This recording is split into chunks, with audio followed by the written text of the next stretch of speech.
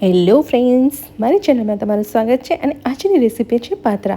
પાત્રા પણ એક અલગ જ રીતના પાત્રા છે. તો સૌપ્રથમ આપણે ચારેલો ચણાનો લોટ લઈશું.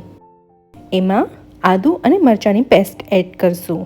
સ્વાદ પ્રમાણે મીઠું એડ કરશું, હિંગ એડ કરશું, હળદર પાવડર એડ કરશું, ચીલી પાવડર અને ધાણા જીરું પાવડર એડ કરશું.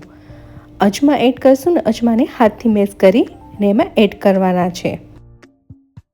અજમા એડ થઈ જાય પછી અહીં મેં આંબલીનું પાણી લીધું છે. એમાં હું ગોળને એડ કરું છું અને ગોળને મિક્સ કરી લઈશું. ગોળ મિક્સ થઈ જાય એટલે એ આપણે લોટમાં એડ કરશું અને એકવાર મિક્સ કરી લઈશું. પાણી એડ કરીને ફરી મિક્સ કરી લઈશું. બેટર આપણે મીડિયમ થીક રાખવાનું છે. એમાં મેં સાજીના ફૂલ એડ કરશું.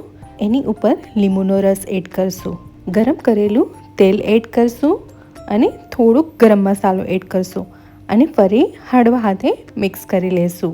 મિક્સ થઈ જાય પછી એમાં તલ એડ કરી લેશું અને ફરી એકવાર મિક્સ કરી લેશું. એક ડીશ લેશું અને એને તેલથી ગ્રીસ કરી લેશું. અહીં મેં અળવીના પાનની જાડી નસો કટ કરી લીધી છે. હવે ડીશમાં આ રીતે પાનને ગોઠવી અને એના ઉપર બેટર ચોપડવાનું છે. પાનને આ રીતે વાળી અને એના ઉપર પણ બેટર ચોપડી દઈશું. બેટર સારી રીતે લગાવાઈ ગયું છે.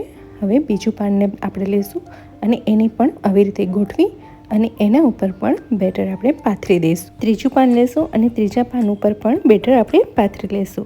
એવી રીતના મેં અહીં કુલ 8 પાન લીધા છે. તો આપણા પાત્રા બફાવા માટે રેડી છે.